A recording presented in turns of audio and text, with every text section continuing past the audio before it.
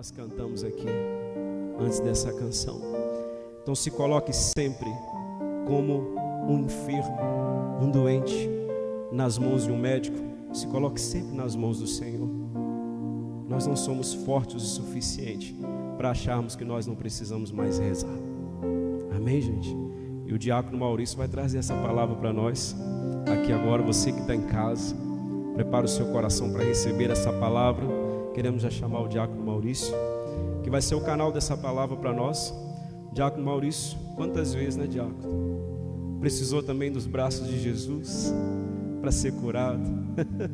Diácono Maurício também ajuda tantas pessoas com o seu dom maravilhoso, com o dom de pregar, dom também de cura, né? Quantas pessoas são curadas através das suas lives de oração, através da sua oração.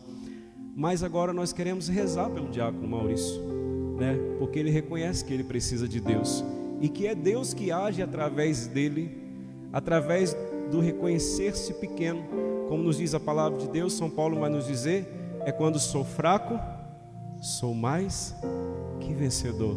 É reconhecendo a nossa fraqueza que Deus nos fará forte, gente. Amém? Então nós entregamos o diácono Maurício uma bênção para a nossa diocese aqui, para todos nós que estamos próximos dele. Um homem de Deus, um homem abençoado por Deus, e vai trazer essa palavra do Senhor para nós, a curar também a cada um de nós servos, né? A você que está em casa, né? Você que está aqui conosco hoje, nessa tarde. Nós queremos, Senhor, te entregar esse teu servo amado. Vem com teu Espírito Santo, que ele seja usado, que ele seja instrumento nas tuas mãos hoje, Senhor, para falar ao nosso coração. E nós queremos dizer como servos: eis-nos aqui, Senhor, faça em nós a tua vontade.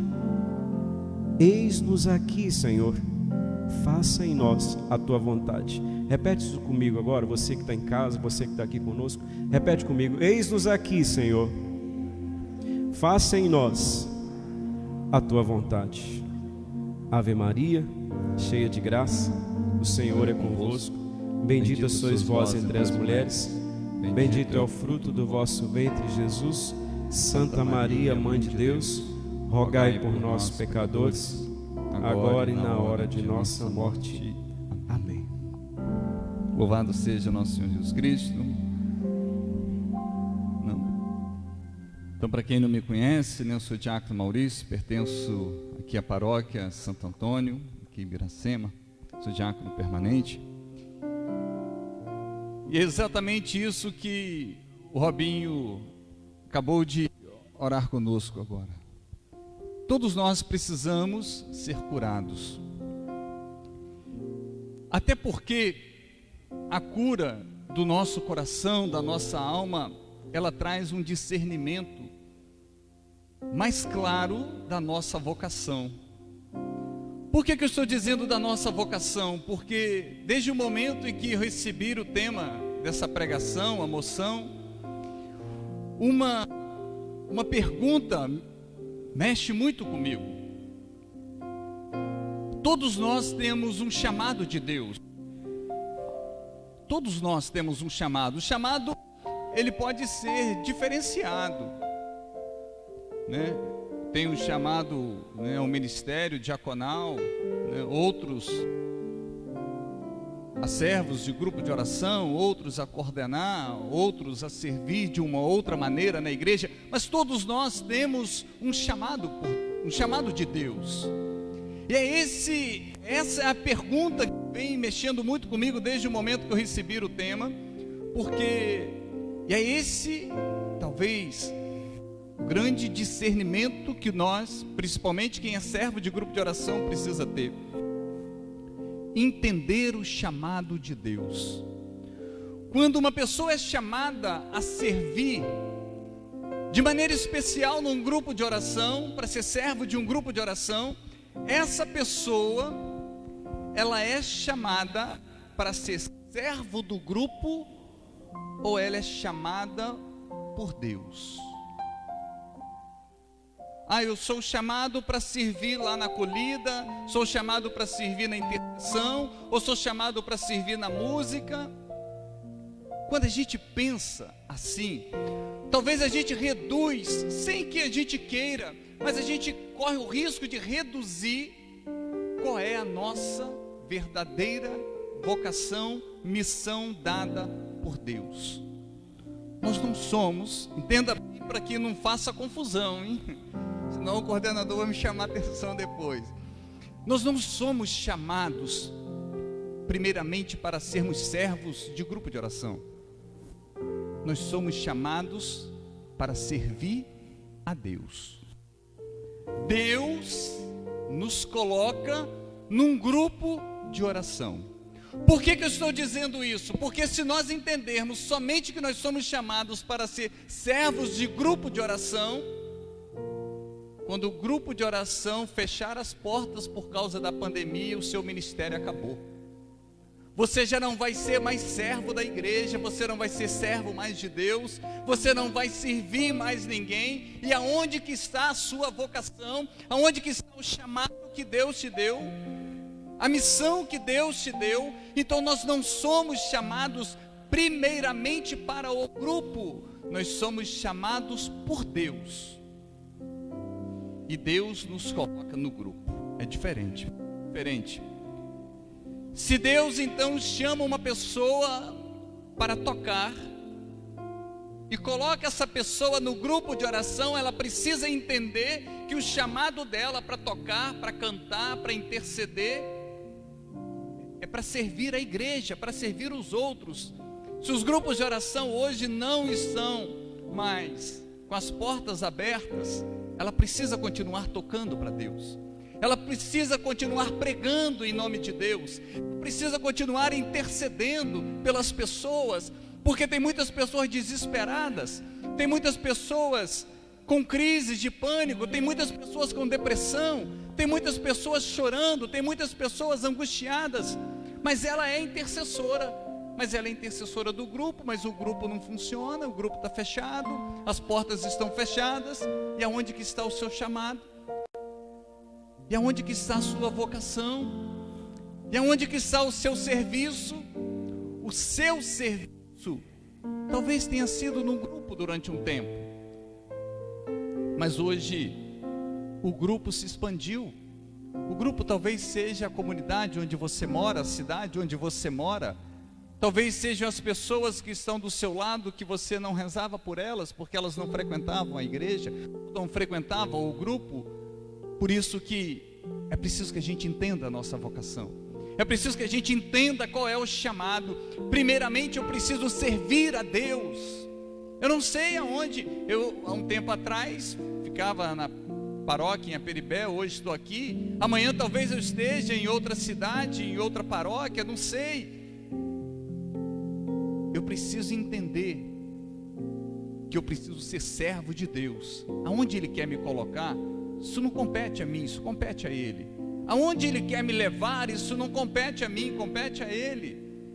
Eu não sei aonde Deus quer me levar, mas eu preciso deixar-me levar por Ele. Por isso que muitos às vezes esfriam no seu chamado, por isso que muitos às vezes param de rezar, por isso que muitas vezes se sentem frios, endurecidos, um deserto espiritual. Mas por que tudo isso? Porque estão vinculados somente a um serviço na semana. Se nós entendermos que nós somos chamados por Deus para o serviço, e aquele que é intercessor, ele vai interceder fora do grupo, quando ele vê uma família chorando, quando ele vê uma mãe aflita com o filho envolvido nas drogas, quando ele vê uma pessoa com problema na saúde, com problema de saúde na família, ele vai ser intercessor aonde ele for, aonde ele passar, ele vai ser intercessor. Quantos músicos que poderiam estar fazendo lives para levar a palavra de Deus, para levar a mensagem de Deus, mas enterraram o seu ministério porque o grupo acabou, porque temporariamente o grupo parou. É servo de Deus ou servo do grupo? Nós devemos ser servos de Deus, não do grupo. Nós devemos ser servos de Deus que servimos no grupo. Quantos pregadores que estão há 4, 5 meses, me desculpe, mas mudos, e Deus querendo falar para tantas pessoas, e Deus querendo ser anunciado para tantas pessoas, e tantas pessoas precisando da palavra, mas são servos, apenas um grupo. E aí começa uma frieza espiritual. Aí começa: eu não vou pregar essa semana, então não preciso, intensificar a minha vida de oração.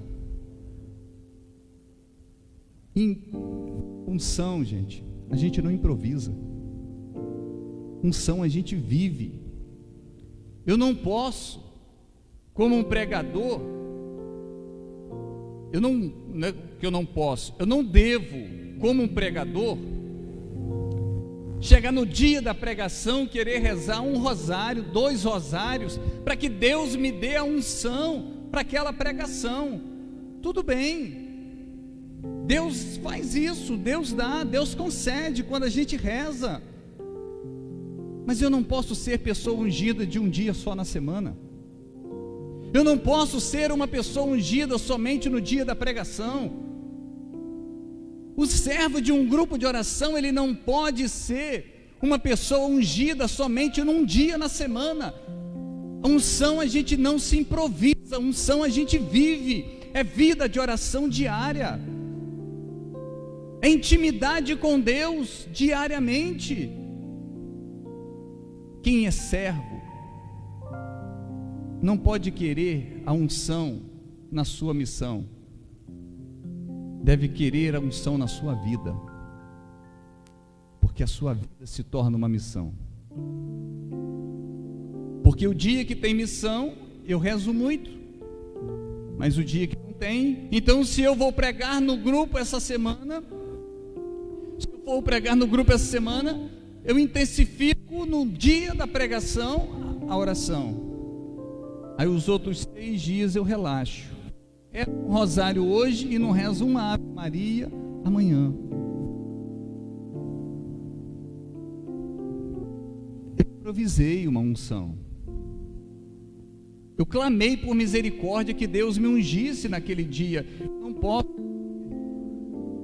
A nossa vida de servos, de pessoas que servem na igreja, nossa vida não pode ser simplesmente marcada por uma pregação, por uma oração. Não, essa vida deve ser marcada pelo nosso viver, por aquilo que nós fazemos no nosso dia a dia, independente se tem microfone na mão ou não, independente se tem câmera na frente ou não, independente se a igreja está cheia ou está vazia. Não é isso. Por isso que nós precisamos de vidas, não dias apenas de unção. Porque quando a gente vincula a vida de unção a um dia, o dia que não tiver esse compromisso, não tem vida de oração.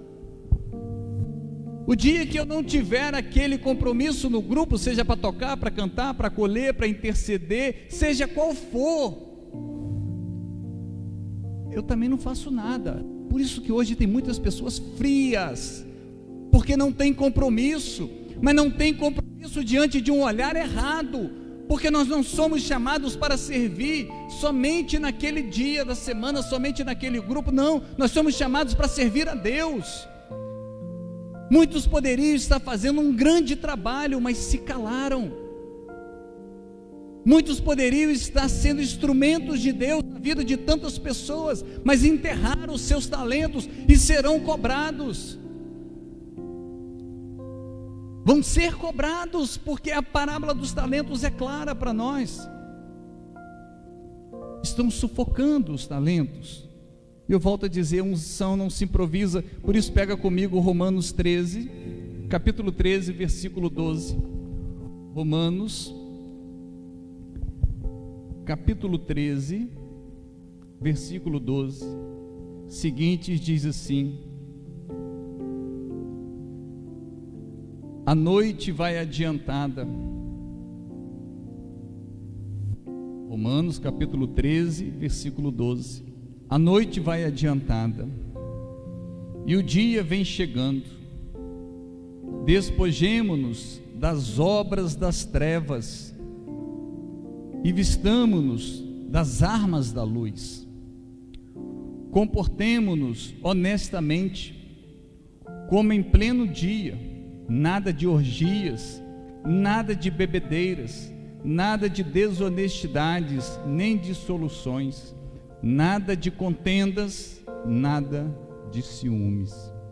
Ao contrário, revesti-vos do Senhor Jesus Cristo, e não façais caso da carne, nem lhes satisfaçais aos apetites.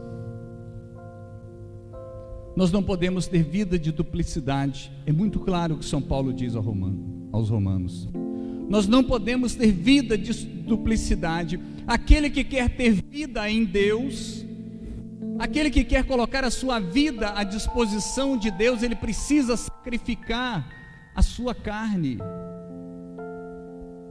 Nós estamos vivendo num tempo onde nós somos levados a uma experiência cada vez maior, ensinado pela sociedade, que nós temos que vencer, só vencer, vencer, vencer, vencer, vencer.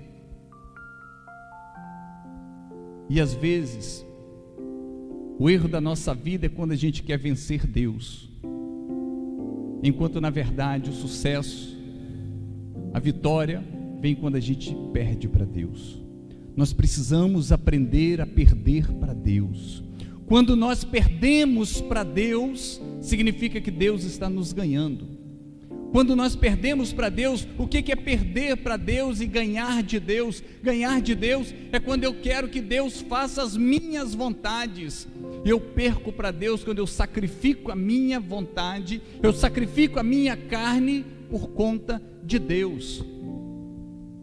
Não tem como mais a gente brincar de igreja. O mundo está feroz, o inimigo está feroz, o tempo é um tempo de destruição, é um tempo, se nós não nos cuidarmos, se nós não cuidarmos da nossa vida, da nossa alma, do nosso coração, nós seremos destruídos de maneira silenciosa, porque o mal não vem com uma face de um tridente, pegando fogo, aquelas imagens horríveis, não, ele vem de maneira sedutora, ele vem de maneira atraente, ele vem de uma maneira encantadora. Ou nós vamos ser sacrificados na carne, os nossos desejos, para que a gente seja de Deus, ou nós vamos nos entregar às vontades da carne, e daqui a pouco estaremos saindo da igreja. Não estaremos saindo de grupo de oração, estaremos saindo da igreja, porque o pecado vai começar a conduzir a nossa vida. Nós vamos querer colocar a culpa no padre, nós vamos querer colocar a culpa no coordenador, nós vamos querer olhar para o banco e ver quem tem defeito, e vamos justificar que a gente não vem por conta dele, por conta dela. Se nós não sacrificarmos a nossa carne, como diz a palavra de Deus,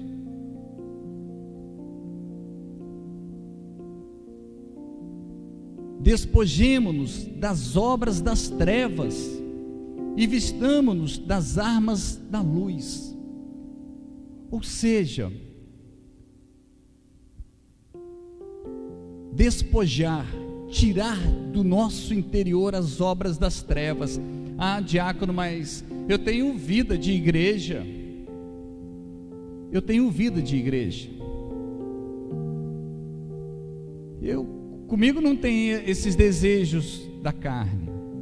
Comigo, de repente, eu não tenho essa questão de obras de trevas. Talvez falar em obra das trevas pode parecer alguma coisa a um outro culto. Não, não é isso.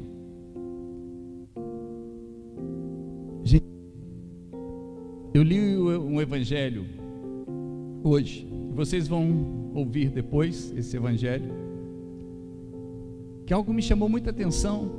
Quem foi Pedro?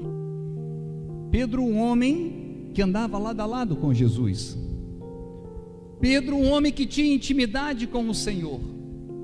Pedro, um homem que escutava os ensinamentos do Senhor.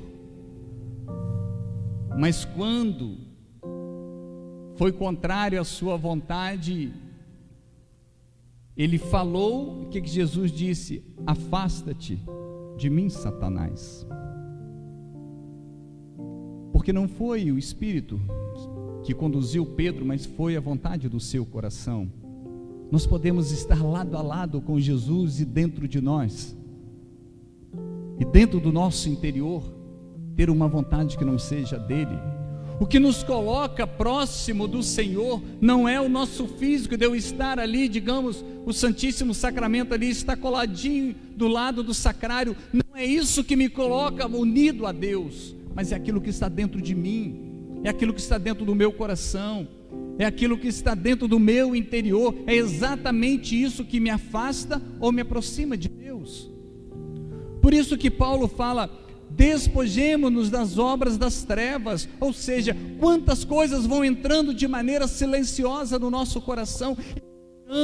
Quando o pecado entra na vida de uma pessoa, ele vai tirando dela o quê? O sagrado. Ele tira o brilho da sua alma, ele tira depois o sorriso, ele tira a paz, ele tira a tranquilidade. Ou seja, ele vai minando aquilo que te faz feliz. Ele mina no homem aquilo que o torna forte.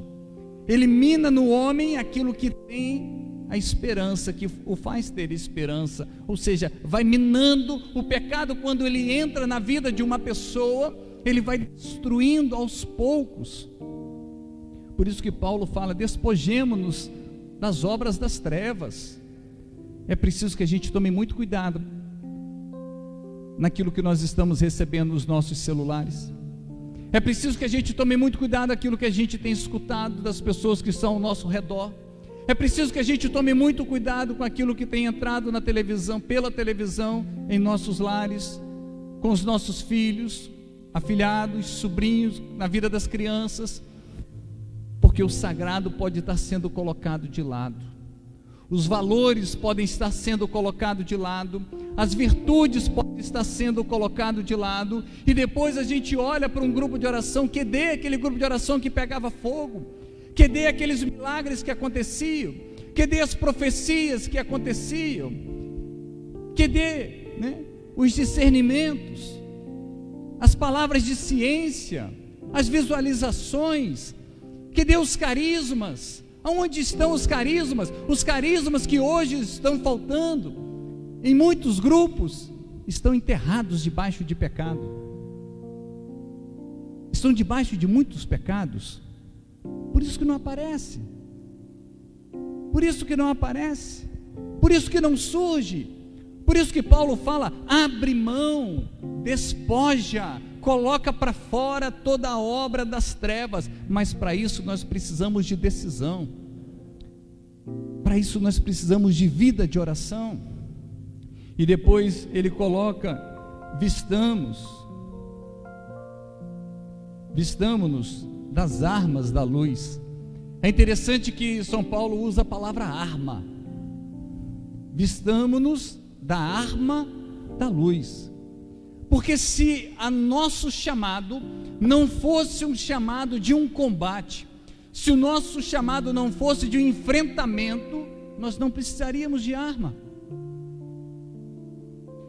Se não fosse uma guerra espiritual, nós não precisaríamos de arma. Mas quando ele fala, vistamo-nos das armas da luz, significa que nós precisamos de arma. Sabe por quê? Porque você está num eterno combate espiritual. É essa visão que nós precisamos ter, é enxergar tudo isso, que nós estamos num combate espiritual. E quanto mais frios a pessoa que serve for, mais próximo da derrota ela está.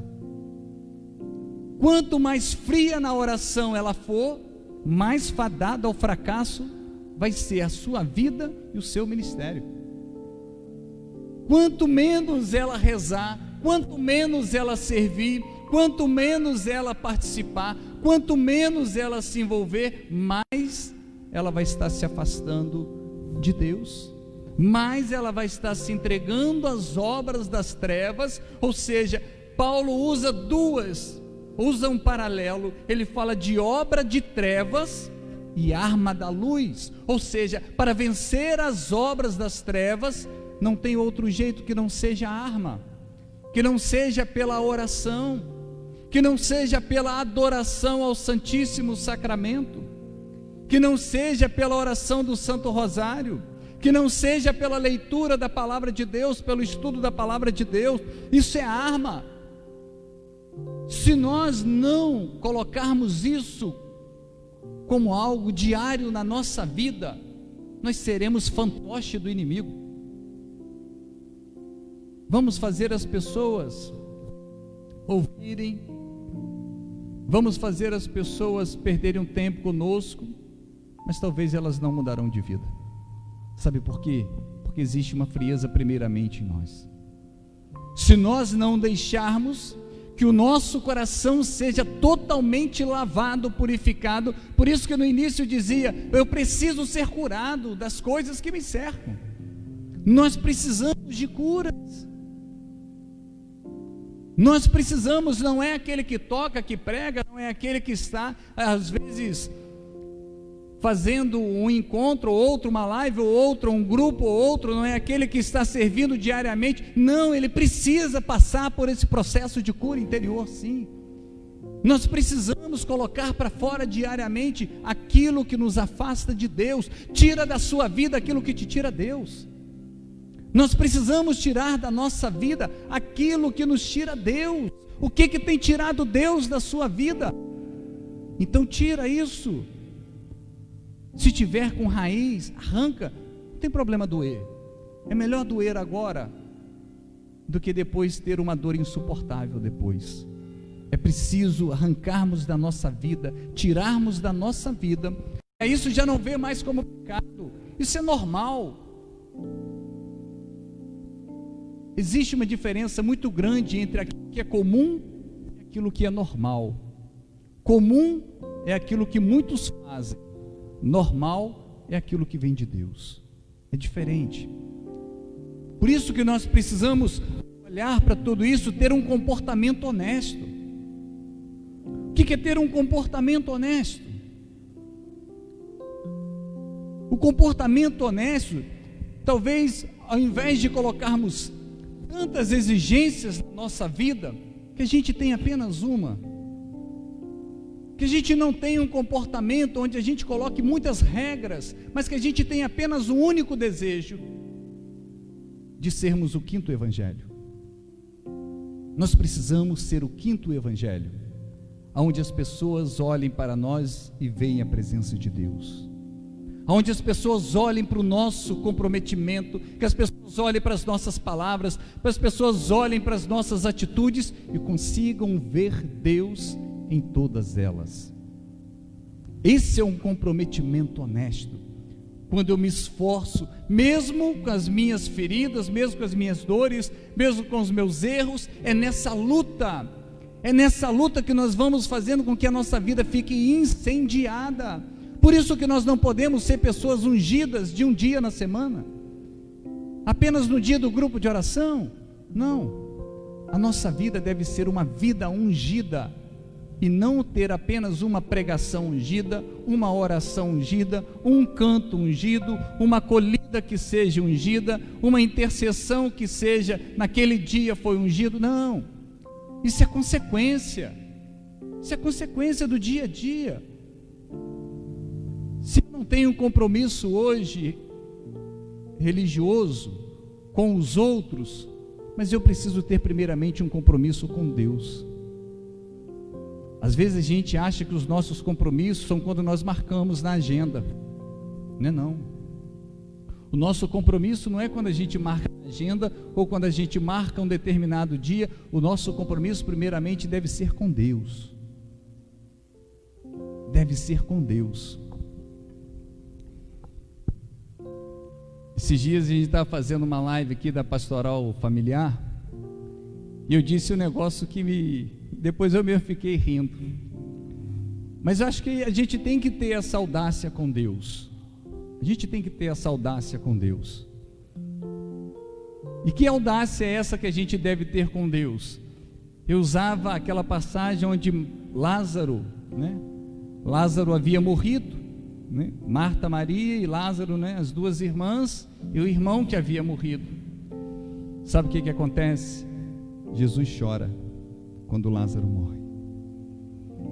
E eu dizia, isso não é prepotência não, isso é desejo, e é um desejo que deve ter em nós mesmos. Eu dizia, será que se eu morrer hoje, Jesus também vai chorar?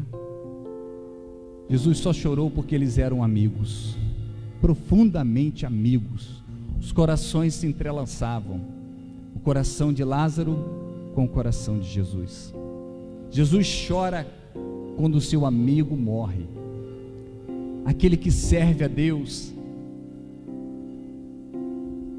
ele tem que despertar esse choro, ele tem que fazer escorrer essa lágrima no rosto de Jesus o dia que ele morrer, por ser amigo, por ser íntimo, por serem próximos, por serem confidentes, por serem transparentes. Eu dizia, será que se eu morrer hoje Jesus vai chorar? Como chorou com Lázaro? Ele só chorou porque ele era amigo. Um servo de grupo de oração deve ser primeiramente amigo de Deus. Sabe por quê? Sabe por que nós devemos ser amigos de Deus? Porque o Evangelho de João diz assim: já não vos chamo servos, porque o servo não sabe o que faz o seu Senhor. Vos chamo amigos. Que possamos ser amigos do Senhor. Quero pegar agora, pega comigo na carta aos Gálatas, capítulo 5. Gálatas, capítulo 5, versículo 22. Algumas pessoas do grupo de oração Unidos estão aqui e vai lembrar o que eu vou dizer agora, né? Talvez, não sei se todos que estão aqui, mas alguns. Há umas 2 semanas atrás eu estive aqui e eu preguei sobre essa passagem. Uma parte da pregação usei essa passagem e eu quero trazer essa mesma linha de raciocínio. Quando Paulo diz assim, versículo 22, capítulo Gálatas 5, 22, ao contrário, o fruto do Espírito é caridade, alegria, paz, paciência, afabilidade, bondade, fidelidade, brandura, temperança. Contra essas coisas não há lei. Gente, tudo isso daqui que nós ouvimos agora do fruto do Espírito é aquilo que muitos desejam. É tudo aquilo que as pessoas querem viver. O que as pessoas querem viver? A paz, a alegria, a caridade, a paciência, a bondade, a fidelidade, a brandura. Só que isso é muito perigoso. Aí eu dizia para as pessoas, isso é muito perigoso, mas por que é perigoso se é fruto do Espírito? Por que então que é perigoso? É perigoso, vou explicar. Porque muitos querem os frutos, mas não querem o Espírito. Muitos querem viver os frutos, querem receber os frutos do Espírito, mas não querem uma vida no Espírito. Nós precisamos, primeiramente, buscar uma vida no Espírito e depois vivermos os seus frutos. Porque viver a paz, a alegria, a bondade, a caridade, a afabilidade, tudo isso é muito bom, mas e a vida no Espírito? Se não tiver vida no Espírito, vai ser frustrado, não tem jeito. Vai receber um pouco de paz hoje, um pouco de alegria, e depois, porque vai estar incompleto. Não basta eu querer, eu desejar apenas a alegria, a bondade, a caridade, a afabilidade, nada, a fidelidade, a brandura. Não basta eu desejar tudo isso, se eu não tiver uma vida no Espírito, porque se eu não tiver uma vida no Espírito, eu vou trazer dentro de mim uma frustração, eu vou trazer dentro de mim um vazio. E muitos não querem vida no Espírito, porque viver no Espírito é vida de comprometimento, é vida de renúncia, é vida de sacrificar na carne, é vida de abandonar a vida velha, é proposta nova, é fazer o querer de Deus e não o nosso querer, fazer a vontade de Deus e não a nossa vontade. Por isso que tem frieza espiritual, por isso que às vezes tem paz, alegria, e depois tem pânico, tem desespero, tem crise de ansiedade, tem nervosismo, tem impaciência. Por quê? Porque quis apenas o fruto, mas não desejou o autor do fruto. Primeiramente, nós devemos ser pessoas espirituais, pessoas que revestem-se de Deus, revestem-se do fruto e da presença do Espírito Santo. Por isso que nós devemos abrir o nosso coração e dizer: Senhor, conduza a minha vida. Muitos têm medo de Deus. Não tenha medo de Deus. Ah, diácono, mas como assim vai ter medo de Deus? Para onde Deus vai levar? Para que caminho Deus vai levar? Para onde Deus vai levar? De que maneira Deus vai levar? Gente, se nós tivermos medo da vontade de Deus na nossa vida, nós vamos querer apenas realizar o nosso querer, e nós vamos chorar a vida inteira, nós vamos ser enfraquecidos a vida inteira.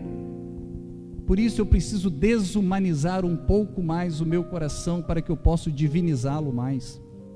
O nosso coração precisa ser mais divino, ser revestido mais de Deus. O nosso coração precisa ter essa intimidade profunda de Deus.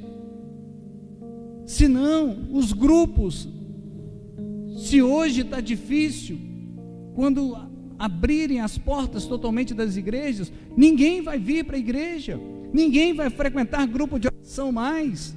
Por quê? Porque se encontrar para uma vida nova, de estarmos buscando cada vez mais a Deus, é isso que nós precisamos. Pode-se ter muitas propostas. O Peixinho, como coordenador, pode colocar muitas propostas na diocese. Ainda bem que eu estou falando com ele aqui na minha frente, né? Pode colocar muitas propostas de mudança na renovação na diocese. Nada vai mudar, nada vai mudar, se não mudar primeiramente o coração. Nada se muda no papel, se muda na alma, no coração. A mudança precisa começar em nós. A transformação precisa começar em nós. Só para finalizar, o Salmo 39.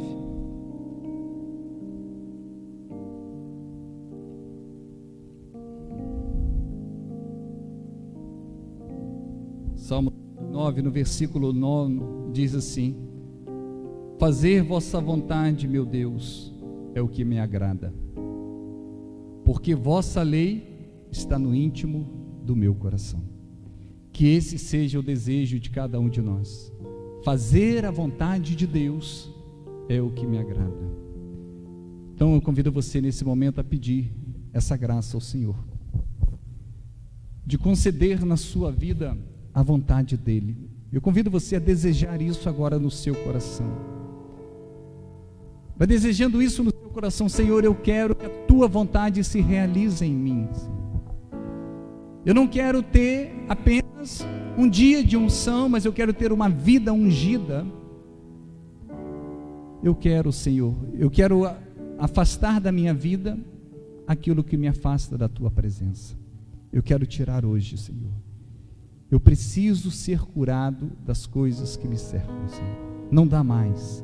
Por isso eu convido você a apresentar as feridas da sua alma, do seu coração, tudo aquilo que você vive, que de repente é frio dentro de você, é uma luta constante dentro de você, é um choro, é uma frieza, coisas que talvez você tenha escutado, você tenha vivido, que você tenha experimentado, que você tenha machucado, que você tenha caído, e talvez essa dor hoje te impede de deixar que a vontade de Deus entre na sua vida e se faça presente, porque Deus nos quer pessoas cheias da chama do Espírito Santo. Não nos basta apenas os frutos são importantíssimos, mas antes precisamos ter vida no Espírito e não apenas frutos do Espírito. Preciso ser curado, pedir ao Senhor. Preciso ser curado das coisas que me cercam, de tudo que me impede ver tua sombra me guardar. Canta isso, eu quero ser curado. Eu quero ser curado. Aumenta mais a minha fé, aumenta mais a minha fé, para conseguir te ver, para conseguir te ver e te querer para mim, para receber o céu, para receber o céu. Abre o seu braço e canta. Preciso ser curado. Preciso ser curado das coisas que me cercam, Senhor, das coisas que me cercam, de tudo que me impede ver, de tudo que me impede ver. Faz assim, tua sombra me guardar, tua sombra me guardar. Eu quero ser curado, eu quero ser curado. Aumenta mais a minha fé, aumenta mais a minha fé, para conseguir te ver, para conseguir te ver e te querer para mim, para receber o céu, para receber o céu.